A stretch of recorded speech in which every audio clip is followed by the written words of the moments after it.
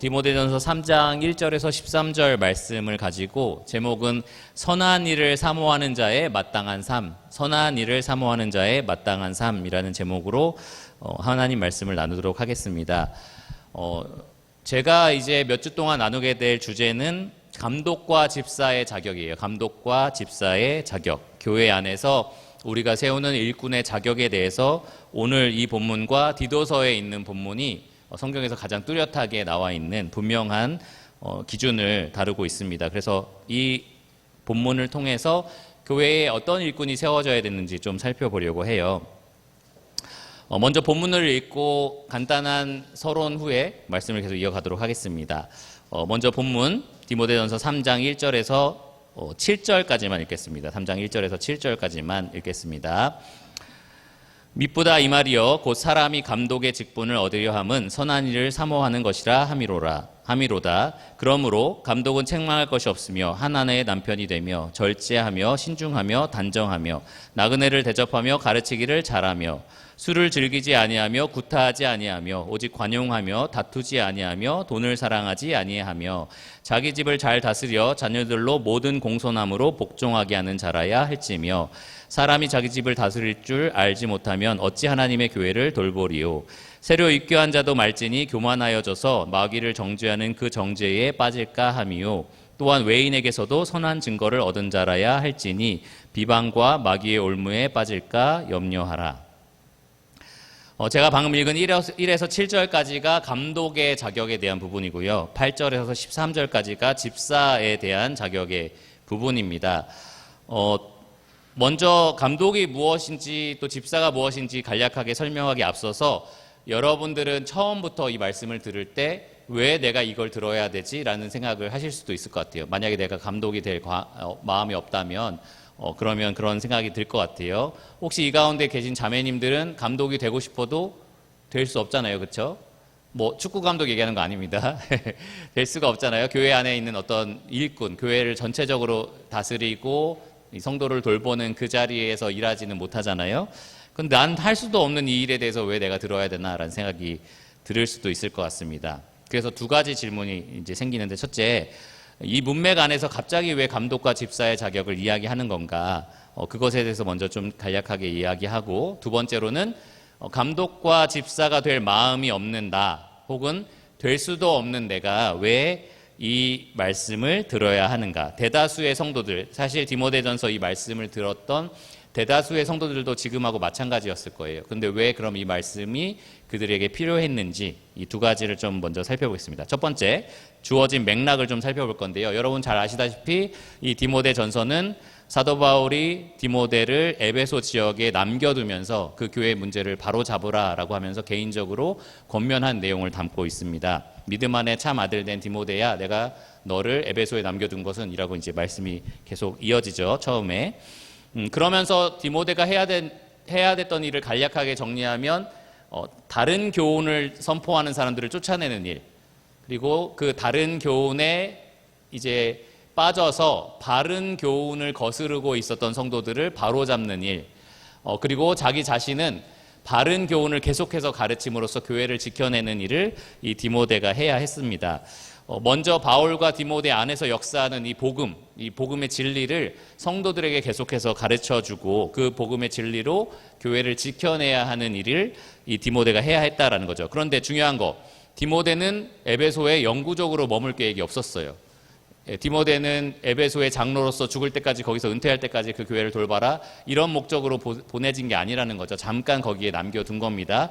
그러니까 디모데가 떠나기 전에 자기 역할을 해야 될 일꾼을 이 교회에 세워야 됐던 거예요. 그게 바로 감독과 집사입니다. 그래서 오늘 본문이 그래서 주어진 겁니다. 두 번째로, 그러면 왜 우리 모두가 이것을 알아야 하는가? 이 당시에도 그렇고 지금도 그렇고 왜 장로나 집사가 될 마음이 없는, 혹은 될 수도 없는 우리가 이 말씀을 들어야 하는가? 첫 번째로, 여기서 말하고 있는 감독, 집사라는 일꾼들은 교회에서 누가 세우나요? 현재 장로로 있는 사람들이 세우죠. 그러면 그 장로가 교회를 대표해서 세우는가요? 아니면 교회랑 전혀 상관없이 자기들 마음대로 그냥 세우는 건가요? 교회를 대표해서 세우는 겁니다. 그 말은 교회 구성원 전체가 우리 교회는 어떤 기준에 따라서 일꾼을 세운다라는 것에 합의된 뭔가가 있어야 된다는 것을 의미합니다. 그렇죠? 그러니까 장로가 만약에 흑심을 품고 자기 마음에 드는 내 아들 그냥 세워야지 혹은 내 조카 세워야지 하면서 자격도 안 되는 사람을 세우려고 할 때 성도들이 가만히 있으면 안 되는 거예요, 사실은. 그렇죠? 말씀대로 해야 되는 거 아닙니까? 라고 적어도 말할 수는 있어야 되는 겁니다. 성도들 전체가 어떤 기준으로 교회는 일꾼을 세워야 한다라는 것에 합의가 되어 있어야 된다는 거예요. 그래서 오늘 이 본문이 여러분에게도 중요합니다. 여러분에게도 중요해요. 저희가 지금 세워진 장로들이 누군가를 세울 거예요. 그리고 은퇴하면서 또 이 교회 전체를 감당할 수 있는 그런 일꾼들을 세우게 될 텐데, 그럴 때 정말 이 성경의 기준대로 세우지 않는다면 여러분들이 이야기를 할 수 있어야 된다는 거죠. 그리고 장로들도 이 기준에 따라서 세워야 한다라는 겁니다. 또 한 가지 이유가 있어요. 여러분이 이 말씀을 들어야 되는 또 한 가지 이유가 있습니다.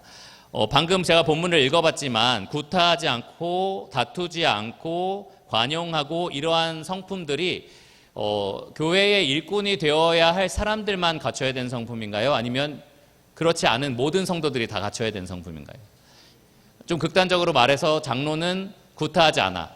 근데 성도는 구타해도 돼. 이렇게 얘기도 될까요? 안 되겠죠. 아닌 거예요. 그렇죠? 이따가 하나하나 살펴보겠지만 여기에 있는 모든 항목이 가르치는 것이라는 은사적인 면을 제외하면 모든 성도가 사실은 닮아가야 하는 부분이다라는 거예요. 모든 성도가 다 그리스도의 장성한 분량까지 자라가야 하는 성품적인 측면에 해당이 됩니다. 그러니까 이것을 읽으면서 이것을 보면서 그냥 목회자 할 사람들이나 이거를 지키는 거지. 나는 아무 상관없어 라는 게 아니에요. 이런 데 본이 되는 사람을 장로로 세울 뿐만 아니라 우리도 그 사람의 본을 따라서 이런 모습을 갖춰야 한다라고 우리 모두가 그렇게 생각을 해야 한다라는 겁니다. 빌립보서 3장 17절에 보면 사도 바울은 형제들아, 빌립보 교회 성도들에게 한 말이에요. 형제들아, 너희는 함께 나를 본받으라. 바울을 본받으라 라고 말을 하고 있습니다. 그리고 너희가 우리를 본받은 것처럼 그와 같이 행하는 자들을 눈여겨보라. 눈여겨보면서 이 장로들을 닮아가는, 이런 성품을 닮아가는, 장성하는, 성장하는 사람들을 다음 일꾼으로 세워야 되기 때문에 눈여겨보라는 거예요. 그리고 그것이 일부 성도에게만 해당되는 상황이 아니라 모든, 형제들아 너희는 함께 나를 본받으라. 모든 사람이 다 본받아야 한다라는 겁니다. 그래서 이 말씀은 지금 듣고 있는 여러분 모두에게 중요한 교훈이 됩니다. 일꾼에게 요구되는 여러 가지 거룩하고 경건한 성품은 성도에게 있어서 권장사항이다, 필수사항이다. 필수사항이다라는 거예요. 장로를 뽑을 때는 이것을 갖추지 못하면 장로로 세워서는 안 되고요. 성도들은 이것을 미처 갖추지 못할 수는 있지만 필수사항으로 여겨야 된다는 거예요. 권장사항이다라고 하면은 여러분 이렇게 생각하죠. 코로나19 마스크 권장입니다. 그러면 무슨 의미예요? 안 써도 된다. 그렇죠?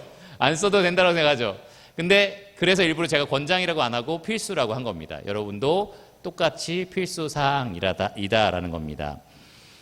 주님께서 우리를 대신하여서 자신을 주심은 디도서 2장 14절에 보면 우리를 예외 없이 우리를 선한 일을 열심히 행하는 자기 백성으로 삼기 위해서다라고 말씀하고 있습니다. 예외 없이 우리 모두를 선한 일을 열심히 하는 자기 백성으로 삼기 위해서다라고 말을 했어요. 그런데 3장 1절을 보시면 감독의 직분을 얻으려 하는 것이 무슨 일이라고 하고 있어요?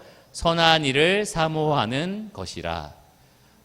그러니까 감독은 그 선한 일을 하기 위해서, 열심히 하기 위해서 하나님이 자기 백성으로 삼으신 자 중에서 본이 될 만한 사람인 것 뿐이고, 다른 성도들도 사실 그 일을 세워진 감독의 본을 따라서, 보이는 본인 거죠. 예수님 보이지 않으시지만 그 예수님을 닮아가기 위해서 애쓰는 이 보이는 본을 따라서 그렇게 열심히 살아가야 한다라는 겁니다. 그래서 여러분에게도 오늘 이 말씀이 필요합니다. 그 다음에 하나하나 살펴보기 앞서서 먼저 감독이라는 이것을 조금 살펴볼 필요가 있어요.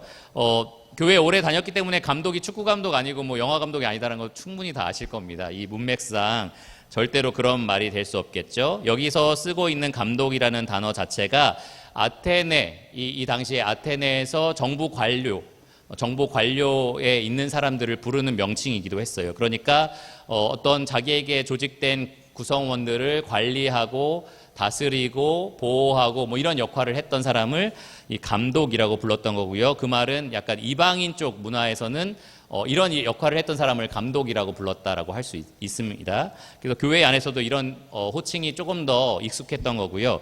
그런데 유대인들에게 쓸 때는 감독이라고 쓰지 않았고 장로라는 말을 썼습니다. 왜냐하면 이스라엘, 이 구약 시대의 이스라엘 때부터 장로라는 개념이 있어 왔고 그들이 했던 역할이 이와 유사했기 때문이에요. 이 하나님의 백성들을 관리하고 돌보고 가르치고 이런 일들을 했던 거죠. 그래서 성경에서 말하는 감독과 장로는 사실 거의 동의어에 가깝고요. 똑같습니다. 어디에서는 감독이라고 써야 될 거를 장로로 쓰기도 하고 장로라고 써야 될 거를 감독이라고도 쓰기도 해요. 오늘날 감독과 장로를 가장 많이 일컫는 말, 이 한국 사회에서 가장 많이 사용하는 말은 뭘까요? 네, 맞습니다. 목사입니다. 성경에 한 번 나오지만 목사에서 사가 가르칠 사고요. 목이 목자 할 때 목, 그러니까 돌보고 양육하는 그러한 측면을 가리켜서요. 양육하고 가르치는 사람, 장로와 감독이 하는 일과 같습니다. 그래서 오늘날에는 목사라고 부릅니다. 집사는 조금 달라요. 집사는 가르치는 은사가 주어지지 않은 사람들이고 이 교회를 전체를 다스리고 가르치는 일 외에 교회의 중요한 일들을 담당하는 일꾼들을 말합니다. 보통 행정이나 구제나 이러한 일들을 성경에서 보면은 담당하고 있었고요.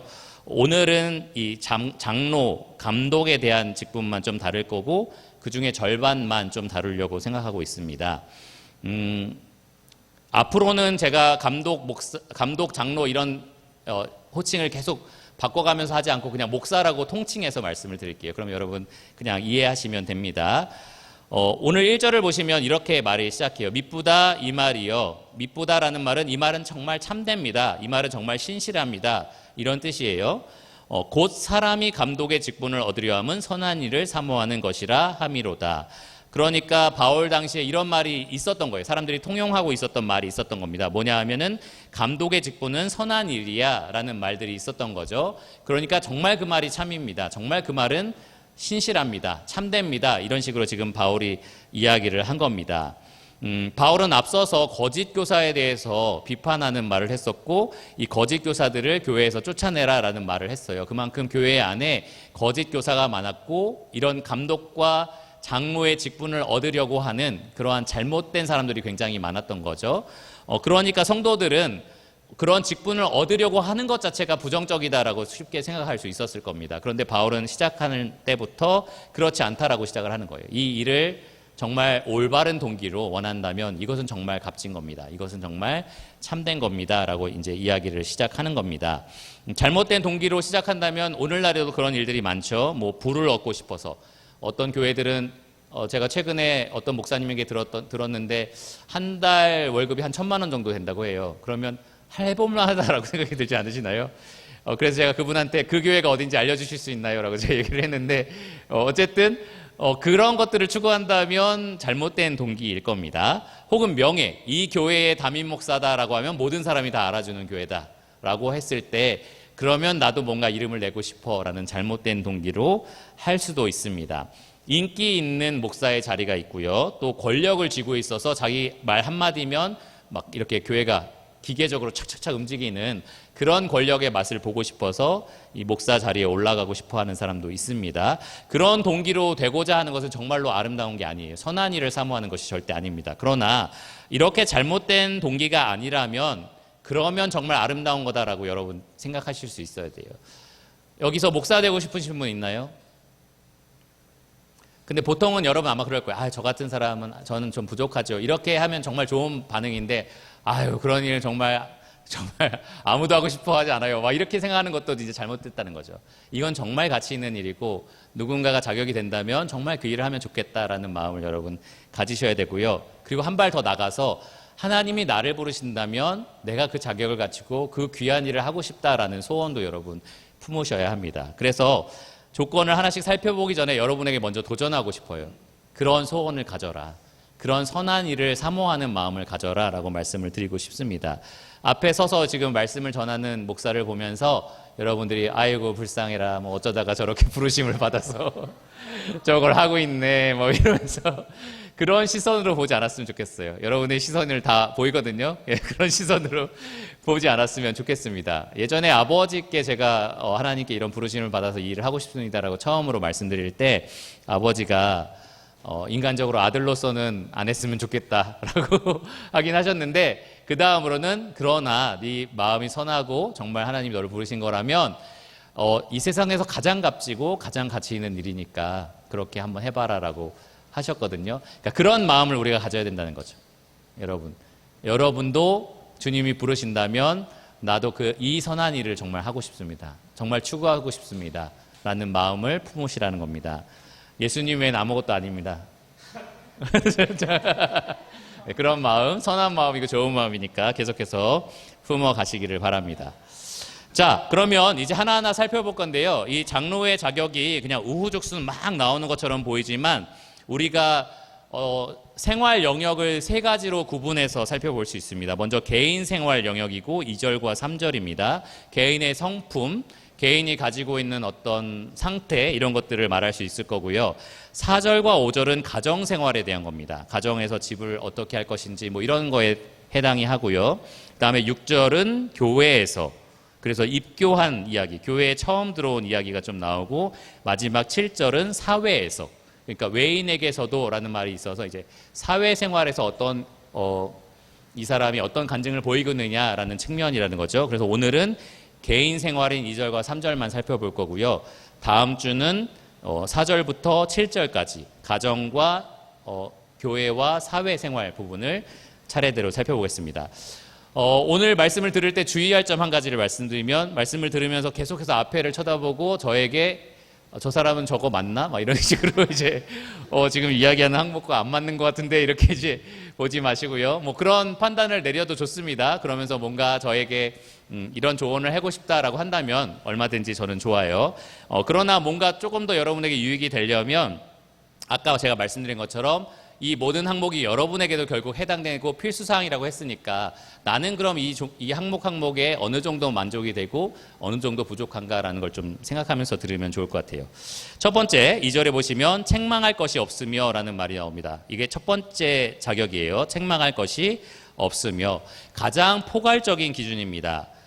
책망할 거리라는 것은 이 책망할 것이 없으며 이후에 나오는 모든 것이 해당이 되지 않을 때, 그러니까 모든 조건에 만족이 되지 않을 때는 그게 곧 책망거리가 되거든요. 그러니까 예를 들어서 이제 책망할 것이 없으며 다음 부분을 보시면 한 아내의 남편이 되며 만약에 이 부분에서 가정생활이 충실하지 않으면 책망거리가 됩니다. 절제하지 못하면 책망거리가 되죠. 맨날 술 먹고 방탕하고 그러면 당연히 책망거리가 됩니다. 교회에 있는데 나그네를 한 번도 초대하고 싶지 않고 인색하고 막 이러면 이것 또한 책망거리가 되는 거예요. 그러니까 이 모든 항목에 있어서 책망거리가 없어야 된다라는 측면에서 이게 가장 포괄적인 기준입니다.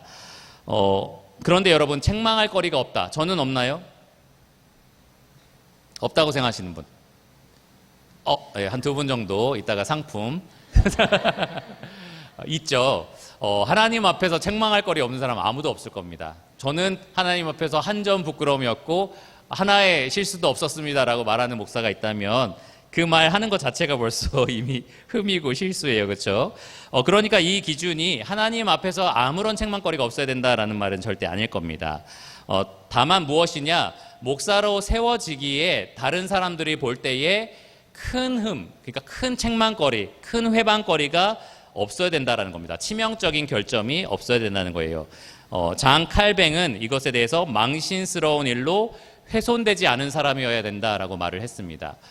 그 사람이 이 장로 일을 할 때, 목사 일을 할 때마다 저 목사 이혼했잖아, 뭐 저 목사 불륜 저지른 사람이잖아, 이런 식으로 이야기가 돌면 안 된다는 거죠. 사람들이 이 목사의 가르침과 권명과 양육을 받을 때마다 어떤 치명적인 결점이 계속해서 떠오르고 그래서 이 사람이 리더십을 발휘할 수 없는 상황이다라고 하면 절대로 세워서는 안 된다라는 거예요. 가정에 신실하지 못한 남편이거나 무절제한 음주나 습관적인 구타하는 사람이 있다. 절대로 일꾼이 돼서는 안 된다라는 거예요. 그런 사람은 목회자가 돼서는 안 됩니다. 그러면 성도들은 이런 치명적인 결점이 있어도 괜찮은가? 그렇지 않아요. 성도들도 그렇습니다. 성도들도 치명적인 결점이 있어서는 안 됩니다. 치명적이다라는 말은 다른 말로 바꿔서 성경의 갈라디아서 5장 21절을 보면 명백하게 구원에 합당하지 않은 삶의 영역이 분명히 있다라는 것을 의미하거든요.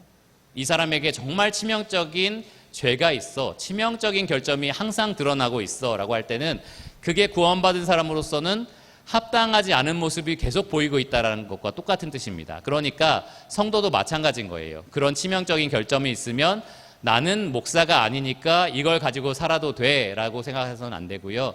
이것을 급히 다뤄서 신속하게 문제를 해결해야 한다라는 겁니다. 그러니까 여러분 스스로도 나에게 치명적인 결점이 있는지를 생각해 봐야 해요. 두 번째 조건은 바로 한 아내의 남편이 되며입니다. 한 아내의 남편이 되며. 성경은 분명하게 목사의 성별 기준을 여기에서 제시를 합니다. 한 아내의 남편이라고 하는 것은 남성일까요? 여성일까요? 이렇게 대답이 빨리 안 나오는 문제인가요? 요즘에는 뭐 남편인 여자도 있고, 아내인 남자도 있고 이러니까 여러분이 아마 헷갈릴 수도 있는데, 여기에서는 분명히 남성형이 사용이 된 남자입니다. 그래서 성경은 장로, 그러니까 목사의 성별도 분명하게 제시하고 있다는 거예요.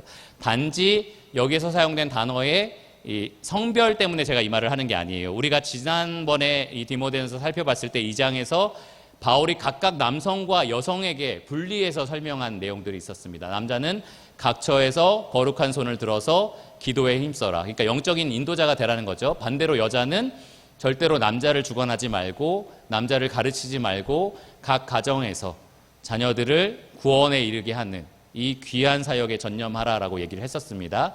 그러니까 이렇게 명백하게 성별에 따라 구별된 그러한 이 사역들이 있었고요. 그 측면에서 분명히 장로, 목사는 남성이어야 된다라는 것이 명백합니다. 그리고 예수님께서 이 땅에 오셨을 때에 세웠던 12 제자들 모두가 다 남성이었어요. 그리고 성경에 나오는 모든 목사들, 장로들 혹은 감독들도 다 남성이었습니다. 그렇기 때문에 우리가 목사는 남자여야 된다라고 분명하게 알 수 있어요. 그런데 여기서 한 가지 더 나가면 한 아내의 남편이라는 말의 의미를 좀 생각해 볼 필요가 있어요. 이 남편이 결혼했는데 아내가 죽어서 재혼을 했다라고 했을 때 여기에 해당 사항이 없을까요? 한 아내의 남편이 아닌 거잖아요.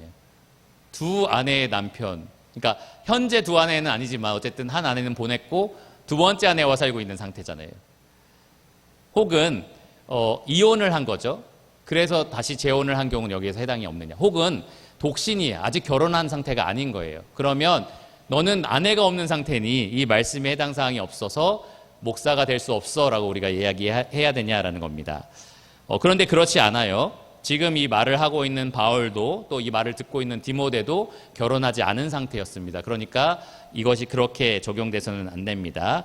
그리고 성경은 당연히 한 남편과 한 아내의 결혼을 지지하기 때문에 그것이 하나님의 제정하신 결혼이라고 하기 때문에 두 아내가 있거나 뭐 불륜을 저지르거나라고 한다면 절대로 여기에 이 자격을 만족시키지 못할 겁니다.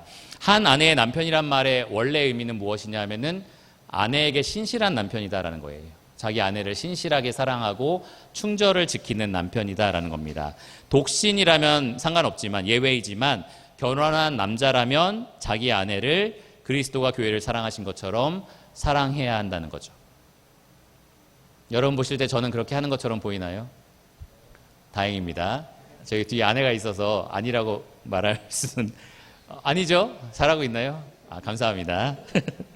혹시 뭔가 이의가 있다면 집에 가서 얘기해 주시면. 네, 그렇습니다. 근데 실제로 많은 이 목회자 아내들이 그런 말을 한대요. 남편에게 당신은 교회에 있을 때랑 집에 있을 때랑 너무 다르다. 공적일 때랑 사적일 때랑 너무 다른 사람이 된다. 자녀들도 그래서 이 괴리감이 너무 커서 이 신앙을 버리기도 하고 그렇다고 합니다. 그래서 우리 남자들이 믿고 있는 거짓말책 토요일 날 공부할 때에 질문 중에 하나가 아내한테 가서 내가 교회와 당신과 함께 있을 때 개인적인 삶과 뭐가 다른지 물어봐라 라는 질문이 있었어요.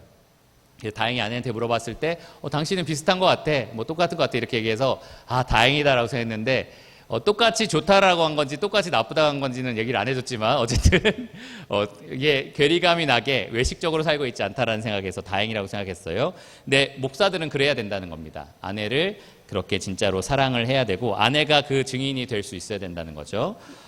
그런데 여러분 아까 제가 말씀드린 것처럼 목사만 그래야 되는 게 아니죠. 모든 남편들에게 하나님 주신 명령이 너의 아내를 그리스도와 교회를 사랑하신 것처럼 자기 목숨을 내어주신 것처럼 사랑하라 라고 말씀하셨습니다. 그런 일에 있어서 목사가 본이 돼야 된다라는 거예요.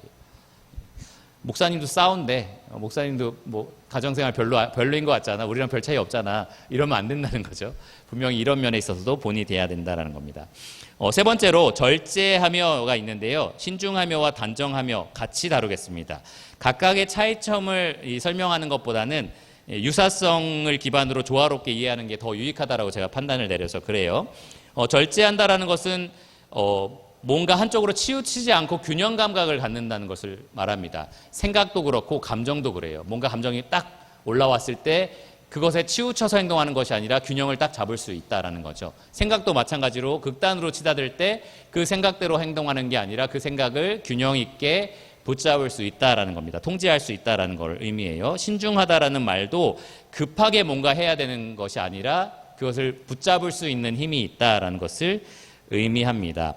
이러한 절제와 신중함은 여러 가지 면에서 나타날 수 있어요. 말도 그렇습니다. 남의 말을 듣기도 전에 빨리빨리 말해버리거나 생각나는 대로 말을 막 뱉어버린다면 절제하거나 신중하지 못한 거겠죠. 음식도 마찬가지예요. 술이나 어떤 과식하는 행동도 무절제하게 할 수 있습니다. 오락이나 어떤 성욕에 있어서도 통제하지 못하는 모습을 보일 수가 있겠죠. 그런 방탕함으로 흘러가는 모습은 목사에게 합당하지 않다라는 거예요. 절제하고 통제하는 것이 성령 충만한 목사에게 합당하다라는 겁니다. 자기 육체의 욕심을 따라 마구 행동하는 것이 아니라 성령의 소욕에 따라서 자기를 통제할 수 있는 능력이 목사에게서 분명히 나타나야 한다라는 거예요. 저는 이 말씀을 준비하면서 특별히 말에 대해서 많이 생각해 봤는데 아무래도 말을 많이 해야 되는 일이다 보니까 이 부분에 있어서 많은 훈련이 필요한 것 같더라고요. 그러니까 여러분도 제가 같이 교제할 때에 뭔가 제가 더 들어야 되는 상황이다라면 잠깐만 들어주세요라고 저한테 얘기를 해주면 좋겠어요. 왜냐하면은 둘이 침묵하고 있을 때 뭔가 말해야 되는 일이기 때문에 계속 말하고 싶은 그게 있거든요. 그러니까 여러분들이 이렇게 하든지 어쨌든 그러면서 저에게 들을 수 있도록 그렇게 지혜를 주시면 좋겠습니다. 그런 통제하는 능력이 필요해요. 목사인데 맨날 5시간씩 게임하고 막 늦게까지 막 술 먹고 뭐 이런 식으로 한다라면 절대로 안 된다라는 겁니다. 단정하다라는 것은 존경스럽다라는 의미도 되는데 뭔가 예의가 있고 그러니까 사회적인 통념이나 사회 사람들이 말할 때 예의다라고 하는 그 부분에 있어서 이 사람은 정말 거기에 잘 순응하는 사람이라고 보이는 사람들입니다.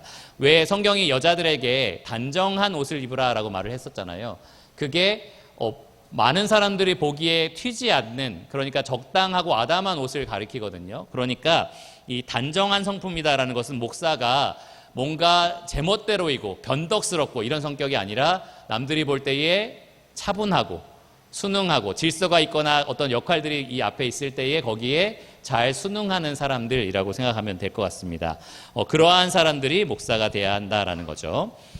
그런데 성경은 늙은 남자에게도 단정하라 절제하라라고 하고 있고요. 젊은 남자에게도 절제하라라고 하고 있고요. 늙은 여자에게 배우는 젊은 여자들에게도 언제나 절제하라라고 말을 하고 있고요. 자매들에게도 단정하라라고 말을 하고 있습니다. 모든 성도에게 위에 있는 권세에 순복하라고 하면서 이는 너희가 고요하고 단정한 삶을 살기 위해서다라고도 말을 해요. 그러니까 이 또한 모든 성도가 추구해야 될 덕목이다라는 거예요. 여러분들도 통제하고 자기를 신중하게 다스리고 그리고 모든 면에 있어서 단정한 삶을 살아야 되는데 그 면에 있어서 목사가 본이 되어야 된다라는 거죠. 여러분도 저를 잘 보시면서 의상이 튄다라고 하면 얘기해 주시고요. 그리고 뭔가 성품이 너무 지나치게 지금 되어 있는 것 같다라고 하면 꼭 얘기해 주시기 바랍니다. 목사는 지나치면 안 되고 항상 정도를 지켜야 되거든요. 그러니까 여러분 그렇게 저에게도 조언을 해주시고 스스로도 그렇게 점검해 보시기 바랍니다. 그 다음에는 나그네를 대접하며입니다. 나그네를 대접하며 성경은 형제 사랑 그리고 손님 대접을 적극적으로 모든 성도에게 권합니다. 형제를 사랑하고 손님 대접을 잊지 말라. 히브리서 13장 1절과 2절에 나와 있어요. 그러니까 목사도 그 일에 있어서는 본이 되어야 된다라는 겁니다. 여기 나그네를 대접하며라고 되어 있습니다. 목사라고 되어 있으면 사실 성도를 대접하며라고 되어 있어야 될 것 같죠. 근데 나그네라고 되어 있어요. 내부인이 아니라 외부인을 지금 이야기하는 겁니다. 그러니까 목사의 이 섬김, 대접이 이 교회 안에 있는 사람에 제한되는 것이 아니라 바깥에 있는 손님, 바깥에서 방문하는 사람들까지도 확장될 수 있어야 된다. 그만큼 더 너그럽고 그만큼 더 자비롭고 그만큼 더 사랑을 베풀 줄 아는 사람이어야 된다라는 겁니다.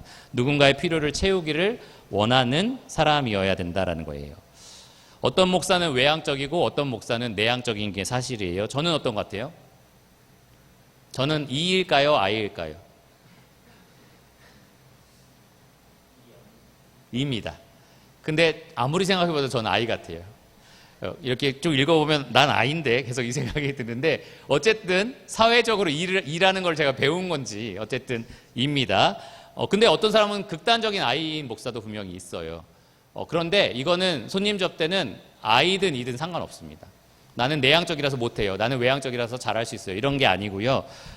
그 역할 자체가, 목사라는 역할 자체가 나그네를 대접하는 것을 잘 해야 됩니다. 양들을 먹이고 돌보는 일이기 때문에 그 일에 있어서 항상 힘써야 되는 것이 맞습니다. 예수님은 베드로에게 내 양을 먹이라, 내 양을 치라, 내 양을 돌보라 라고 말씀하셨잖아요. 그러니까 목사는 그 일에 본이 돼야 한다라는 겁니다. 자, 다섯 번째, 가르치기를 잘하며. 이것이 목사에게 요구되는 유일한 은사입니다. 그동안은 성품에 가까웠다면 이것만 유일하게 은사예요. 하나님께 받은 영적인 재능인 거죠. 선물인 겁니다. 목사는 양들을 말씀으로 먹여야 됩니다. 그 일을 하기 위해서 목사로 세워진 겁니다. 앞에 나온 성품과 이 가르치기를 잘하며 이후에 있는 모든 성품들은 꼭 목사가 아니어도 훌륭한 형제로서 교회에서 그렇게 살아갈 수가 있어요.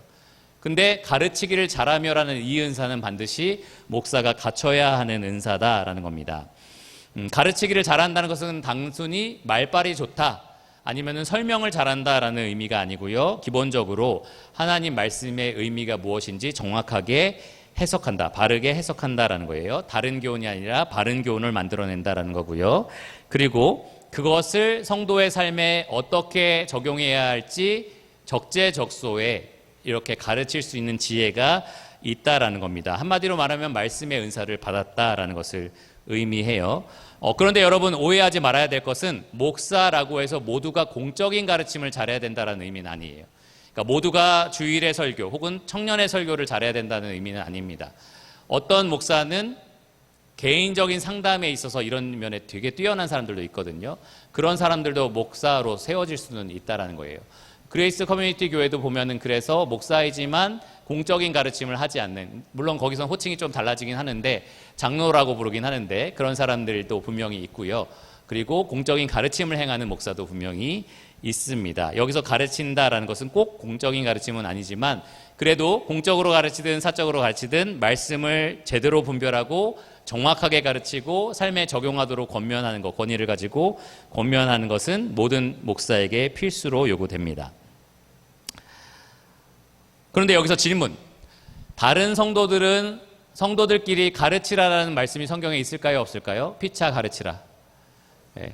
우리가 수요일 날 배웠던 말씀이 너희 속에 풍성히 거하여 피차 가르치며 권면하라. 여러분에게도 주어진 명령인 거죠. 그리고 부모에게 자녀를 주의 교훈과 훈계로 양육하라.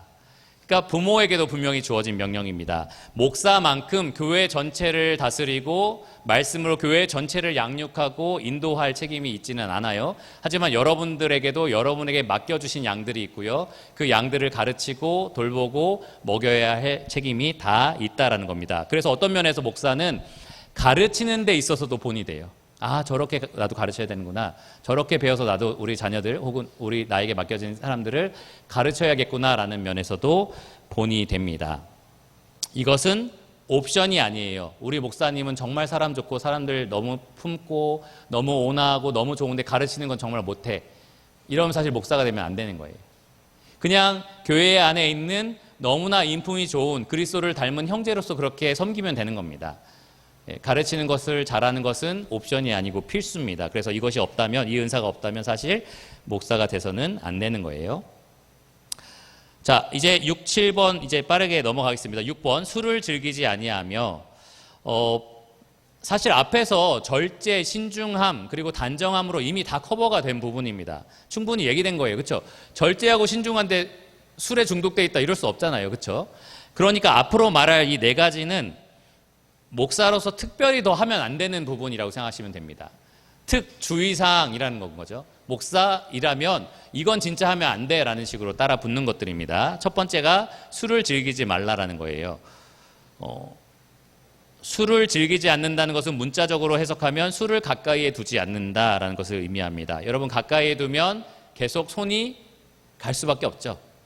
계속 갈 수밖에 없어요. 저도 그래요. 과자 앞에 뜯어놓으면 다 먹을 때까지 계속 손이 가거든요. 그러니까 가까이 두면 안 돼요. 그럴 때 안 먹으려면, 정말 과자에 중독이 안 되려면 사실 과자를 제 앞에서 없애버리는 게 맞습니다. 그래서 8절에서 집사에게 요구된 이 의미와도 유사합니다. 술에 임박히지 아니하고라고 8절에 나와 있는데, 다른 말로 하면 술에 중독되지 아니하고예요. 그러니까 술에 중독되지 말아야 된다라고 분명히 말을 합니다. 아예 입에 대지 말라라는 뜻은 아니죠. 아예 입에 대지 말라는 뜻은 분명히 아니에요. 그러나 술 자체의 중독성이 있기 때문에 멀리 할수록 좋다라는 것은 사실입니다. 멀리 할수록 지혜로운 겁니다. 잠언 23장 31절에 보면, 그래서 너는 그 포도주에 대해서 그것을 보지도 말지어다라고 되어 있습니다. 보지도 말지어다. 실제로 성경에 보면 포도주를 드시기도 하고, 예수님이, 그리고 포도주가 하나님 주신 축복이라고도 하고 마시라는 말도 하는데, 보지도 말지어다라는 명령이 있다는 것은 실제로 손도 대지 마라는 의미가 아니고요, 중독성이 있기 때문에 멀리 할수록 지혜롭다라는 말을 강조해서 하는 말입니다.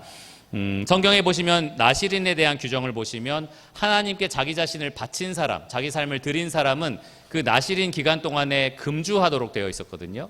근데 목사는 어떤 면에서 자기 삶 전체를 하나님께 바친 사람이에요. 그러니까 그런 측면에서 술을 최대한 멀리하는 것이 지혜롭다라고 말할 수 있을 겁니다. 그러면 여기 계신 다른 형제 자매님들, 저는 목사 어차피 안 될 거니까 술을 가까이 둘게요, 이래도 되나요? 아니죠. 아닙니다. 성경에 보면 술 취하는 자에 대해서 하나님의 나라를 유업으로 받을 수 없다라고 되어 있어요. 무슨 말입니까? 술에 방탕하게 취해 있는 삶이 하나님 나라에 들어가지 못하는 죄인들의 삶이다라고 지금 이야기를 하는 겁니다. 그러니까 믿는 여러분들도 마찬가지인 거예요. 여러분도 술을 가까이 두면 안 되고요. 그런 면에서 목사가 본이 되어야 된다라는 겁니다. 우리 하늘나라에서 다 같이 한잔해요, 여러분. 예수님과 포도주 한 잔씩 합시다. 새 포도나무에서 난 포도주로 예수님이 그때 마시기를 정말 간절히 기대하고 계시니 그때 한 잔씩 합시다. 금주하더라도 여기서는 그때 한 잔씩 하면서, 이 맛이군요, 주님, 이 맛이었군요, 이러면서 같이 한 잔씩 합시다. 자, 7번, 구타하지 아니하며, 두 번째 사항입니다. 목사가 특별히 더 유의해야 될 사항이에요. 구타하지 아니하며. 이 구타라는 말 때문에 목사가 구타? 이거 뭔가 이상한데? 라고 생각할지도 모르겠어요. 시사고발 프로그램 보면 폭력적인 목사가 나오긴 하더라고요. 근데 그런 특징을 가지고 있다는 것 자체가 사실 자격이 없는 목사다라는 것을 의미하는데, 폭행까지는 안 가더라도 여기 폭력적인 언행도 포함이 되거든요. 언행, 그러니까 말도 포함이 됩니다. 사실 목회를 하다 보면은 여러 가지 생각의 차이, 또 일하는 방식의 차이로 갈등이 항상 일어나기 마련이거든요. 여러분도 뭐 주일학교 학생회 안에서 회의하다 보면 싸움 일어날 것 같이 열띤 토론을 할 때도 있잖아요. 그러니까 그런 일들이 굉장히 많은데, 목사가 그런 일을 할 때에 이 격해져서 폭력적인 언행을 한다, 이러면 절대로 안 된다라는 겁니다. 어떤 형태로든지 폭력적인 말이라든지 행동을 해서는 안 된다라고 하는 겁니다.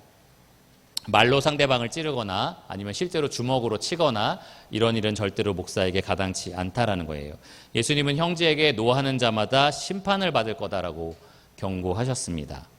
바울은 분내는 것이 하나님의 나라를 유업으로 받지 못하는 죄다라고 분명히 말을 했어요. 그러니까 모든 성도가 이 구타하는 폭력적인 모습에서 멀어져야 할 그러한 의무가 있는데, 그런 성도를 인도하는 목사로서 자기가 본이 되지 못한다면 절대로 그 사람은 목사가 돼서는 안 됩니다. 자기 감정도 다스리지 못하는 목사는 절대로 교회를 다스리는 자리에 앉지 말아야 된다라는 거예요. 다시 한번 여러분에게 부탁하지만 혹시 내가 감정적으로 격해 있다라고 한다면 좀 째려봐 주시기 바랍니다. 이렇게 하고, 사실 사람이다 보니까 연약할 때가 있잖아요. 그럼 그럴 때 여러분들도 그냥 넘어가지 말고 목사님 저랬는데 어떻게 넘어가지 이렇게 하지 마시고 조용히 찾아와서 얘기해 주세요. 지금 좀 격해지신 것 같네요. 이러면서 얘기해 주시면 저도 저를 잘 돌아보고 더 좋은 이 성품을 갖기 위해서 더 노력을 하겠습니다. 8번 오직 관용하며 라는 말씀이 있습니다. 너그럽다라는 의미예요. 항상 남을 배려하고 그리고 그 사람의 유익을 구할 수 있는 마음. 목사라고 한다면 적어도 저 목사님 참 좁아 터진 마음을 가지고 있어, 이런 말을 들으면 안 되는 거예요. 참 넓고 큰 마음을 가지고 있다라는 말을 들어야 되는 겁니다.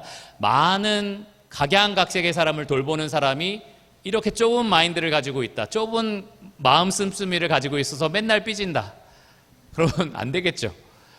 그 많은 사람을 품고 인도하고 보호하고 함께 화평하게 만드는 일을 그 안에서 해내려면 훨씬 더 넓고 아량이 있고 친절한 그러한 마음씨를 갖춰야 됩니다.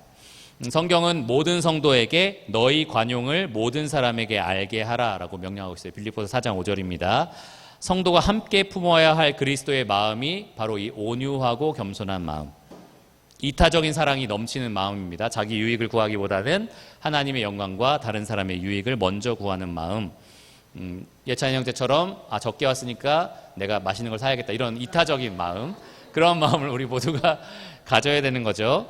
그런데 그런 마음을 먼저 보여줘야 되는 것이 목사다라는 거예요. 그래서 오늘 제가 써야 되는지 모르겠네요. 이 말을 괜히 했네요. 어쨌든 이런 마음을 앞서 보여줘야 되는 것이 목사다라는 거예요. 그러니까 여러분들이 사실 학생회, 주일학교, 청년회 운영하면서 내 마음이 이들을 담기에는 너무너무 답답해 라고 했을 때 우리 교회 목사님 생각해보니까 정말 더 넓게 이걸 다 담고 있으니까 저런 본을 내가 따라가야겠다라고 해줘야 되는 거예요, 사실은. 근데 우리 교회 목사님 보니까 더 좁아 터졌네, 나라도 잘해야겠다, 이런 마음을 가지면 사실 안 되는 겁니다. 그런 자리에는 목사가 서면 안 됩니다. 9번 다투지 아니함입니다. 다투지 아니하며. 혹시 우리 교회 목사는 싸움꾼을 뽑았으면 좋겠다. 왜냐하면 이 교회를 다스리려면 뭔가 약간 카리스마도 넘치고 싸움도 잘하는 사람이어서 아무 성도도 어떻게 말도 할 수 없는 그런 생각 가진 사람 아무도 없죠. 싸움꾼을 뽑으려고 하는 사람은 아무도 없을 겁니다. 그 목사님 가는 곳이면 어디든지 싸움이 생겨. 말다툼이 여기서 벌어지고 저기서 막 갈등이 생기고, 목사님 갈등 좀 중재해 주세요라고 부르면 갈등이 더 심화되고 이런 사람을 목사로 세우지 않을 겁니다. 만나기만 하면 누군가 다툼을 일으키는 목사는 절대로 목사가 될 수 없다는 거죠. 성경은 사실 모든 성도에게 할 수 있거든 모든 사람과 더불어 뭐라고 했죠? 화목하라라고 말을 합니다. 로마서 12장 18절이고요. 데살로니가전서 5장 13절에도 보면 사랑 안에서 가장 귀히 여기며 너희끼리 화목하라라고 말을 합니다. 그러니까 성도가 성도 안에서 애써야 하는 것이 다투지 않는 건 거예요. 어떻게든 화평을 이루어내는 겁니다. 그런데 그 모든 성도 안에서 화평을 이루기 위해서 노력해야 되는 사람, 그 모든 성도를 화평하게 하는 자로 양육해야 되는 사람이 다투기를 잘한다, 말이 안 되는 거죠. 그러니까 그러면 안 되는 겁니다. 그 사람이 오히려 화목을 이루는 데 있어서 본이 되어야 되는 겁니다. 마지막 이것만 하고 이제 마무리를 하겠습니다. 돈을 사랑하지 아니하며. 목사는 재물과 하나님을 동시에 섬기는 사람이 될 수 없습니다. 주님께서 말씀하셨죠. 재물을 겸하여 하나님을 섬길 수 없느니라. 이는 사랑하면 저는 미워하고 저를 사랑하면 이는 미워하는 것이다. 그러니까 만약에 목사가 돈을 사랑한다 그러면 하나님을 어떻게 하는 거죠? 미워하는 게 되는 겁니다. 하나님을 미워하게 되는 거예요. 하나님을 섬기지 않고 돈을 섬긴다면 하나님은 섬기지 않는 겁니다. 돈을 섬기는 거예요. 만약에 목사가 돈을 바라고 교회에서 섬기고 있다라고 한다면 탐욕에 이끌려서 교회를 섬기고 있는 거고, 탐욕은 곧 우상숭배라고 했잖아요. 그러니까 이 교회가 하나님을 섬기는 곳으로 알고 섬기는 것이 아니라 우상숭배지로 만들고 자기 배를 채우기 위해서 그렇게 섬기는 자가 되고 맙니다. 그래서 절대로 탐욕에 빠진 사람, 그리고 돈을 사랑하는 사람은 목사가 돼서는 안 됩니다. 목회 일을 할 때 처음에는 그런 마음을 안 품을 수도 있어요. 그런데 가면서 점점 그런 탐욕이 조금씩 기름기 끼듯이 그 양심에 끼어들 수가 있습니다. 그럴 때라도 목사는 계속해서 마음을 청결하게 하고 그리고 돈이 아니라 하나님을 사랑하는 마음으로 그렇게 바꿔가야 합니다. 그러면 목사가 참 돈을 밝히네, 돈을 사랑하네, 무엇으로 알 수 있을까요? 제가 아이패드를 가지고 있어요. 저걸 보니까 돈을 사랑하네, 이렇게 알 수 있을까요? 그렇지 않습니다. 이건 뭐 선물 받은 걸 수도 있고 뭐 이런 걸로만 판단할 수 있는 게 아니에요. 무엇으로 정말 저 목사는 하나님을 섬기는 거고 돈을 섬기는 게 아니다라는 것이 입증이 되느냐? 성도에게 베푸는 것을 아끼지 않는 겁니다. 그리고 하나님께 드리는 것을 인색하게 하지 않는 겁니다. 그 본을 보이는 거예요. 목사가 성도, 이것도 조금 그러네요. 오늘 제가 외식을 예찬이한테 어떻게든 몰아가려고 했는데 이것도 저에게 또 해당이 되네요. 큰일 났네요. 어쨌든 성도를 사랑하기 위해서 쓰는 것을 아끼지 않는 모습을 통해서, 그리고 주님께 드리는 것을 인색. 네, 여보 가서 저 마이쮸 좀 사오세요. 자, 그런 모습을 통해서 정말 저렇게 희생적으로 성도에게 베푸는 것, 그리고 하나님께 드리는 모습을 보면 정말 돈을 사랑하고 돈을 섬기는 게 아니다라는 게 입증이 되는 거죠. 그런데 여러분, 제가 방금 말한 하나님께 인색하지 않는 모습, 물질을 사용하는 데 있어서, 그리고 성도에게 후히 베푸는 모습, 성경이 목사에게 요구하고 있나요? 모든 성도에게 요구하고 있나요? 네, 모든 성도에게 요구하고 있습니다. 흠없는 경건은 궁핍한 형제 자매를 보고서 배불리 해라, 덥게 해라 라고 말하는 게 아니라 그 쓸 것을 주는 거다라고 분명하게 말하고 있습니다. 하나님께 드릴 때는 인색하지 않게 기꺼이 드리라 라고 말을 하고 있습니다. 하나님은 즐겨 드리는 자를 기뻐하신다 라고 말을 하고 있어요. 목사는 그런 면에 있어서 본이 되는 겁니다. 성도들에게 있어서 그렇게 본을 보여야 되는 겁니다. 특별히 디모데가 이 에베소에 남으면서 거짓 교사를 쫓아내라고 했을 때 그 거짓 교사의 특징이 자기 배를 불리는 사람들이라고 얘기를 했습니다. 순회 사역을 하러 다니면서 여기저기 교회에서 헛된 가르침을 하면서 돈을 구걸했던 거죠. 내가 이렇게 특별한 지혜를 가르쳤으니 돈을 다오라고 했던 겁니다. 그렇게 여기저기 교회를 다니면서 돈을 모으려고 했던 사람이 이 거짓 교사들이었어요. 그러니까 디모데가 세워야 될 사람은 특별히 더 이 부분에 있어서 돈을 사랑하면 안 됐던 겁니다. 돈을 사랑하지 않고 하나님을 사랑해야 했던 겁니다.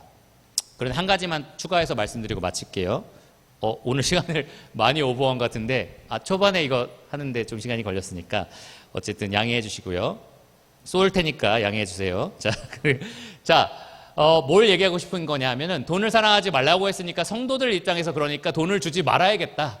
궁핍하게 이 목회자에게 공급을 해서 돈을 사랑할 수 없도록 만들어야겠다. 어떻게 생각하세요? 찬양제가 끄덕끄덕 하는데 찬양제가 목회자가 되길 간절히 소원합니다. 성경이 성도들에게 명령한 건 그게 아니잖아요. 그렇죠? 잘 다스리는 장로는 뭐라고 돼 있죠? 배나 존경하고. 그런데 그 존경이 아이고 존경합니다. 아이고 잘 다스리시네요. 존경합니다. 라는 의미인가요? 아니에요. 그 전에 어떤 문맥이었습니까? 과부를 이렇게 구제해라. 교회가 과부의 필요를 이렇게 채워라.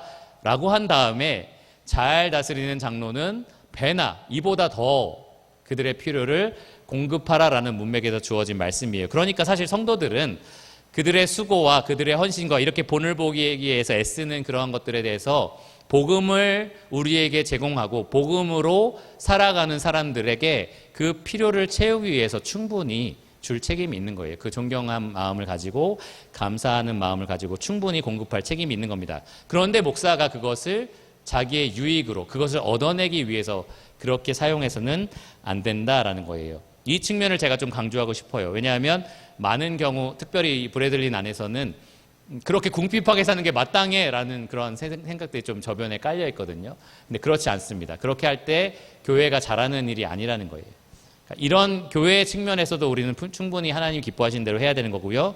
목사는 또 하나님 기뻐하시는 대로 하나님을 섬기기 위해서 돈을 사랑하는 것이 아니라 하나님을 사랑하기 위해서 그렇게 일을 해야 되는 겁니다. 혹시 목사가 정말로 하나님이 아니라 돈을 섬긴다면, 하나님을 사랑하는 것이 아니라 돈을 사랑한다면 이는 그 자체로 자격을 상실하는 일이다 것을 우리가 분명히 알고 있어야 됩니다.